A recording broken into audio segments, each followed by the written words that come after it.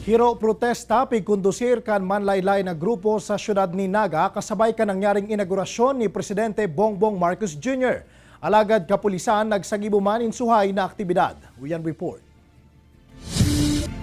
Kasabay kan inaugurasyon ni Presidente Ferdinand Bongbong Marcos Jr. ngunya na aldaw. Sarong hiro protesta man ang pigkondusir kan manibaybang grupo nin Jóvenes asin transport sector sa syudad ni Naga. Daraan mga placard. Nagmarcha ang mga rallyista hali sa Panganiban Drive pasiring sa Plaza Uragon sa sentro kan syudad. Ang pangunahing panawagan natin ay itakwil si Marcos at panagutin si Duterte. No, kasi hindi natin kinikilala bilang presidente si Marcos. Kaya ang hamon natin ngayon sa bagong uupo na presidente na ito ngang pagbasura sa oil deregulation law at pagtapya sa produktong petrolyo.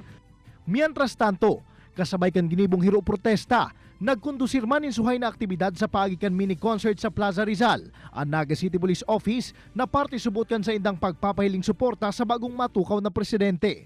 High moral pa din. Hindi po pwedeng mawala ang respeto natin sa bagong presidente, sa konstitusyon pa rin tayo ng Pilipinas, sa kasamandato ng kataas-taasang pwersa ng Philippine National Police.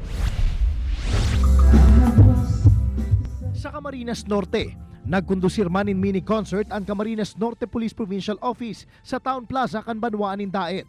Apwera kay ni nagkaiguman in poster making contest para sa mga KK.DOT members o kabataan kontra droga at terorismo. Anasambitan ng aktibidad, parte man kan pakikisumaro sa inaugurasyon ni Marcos. Ito pong ating programa ay ginagawa natin in support sa ating pag-inaugurate ng ating newly elected president. So, nandito po kami para ipagdiwang at ipaisa sa inaugurasyon na ginagawa natin. Kaibanan si Carlo Abunita, Jesse Cruzat, Balitang Bicolandia.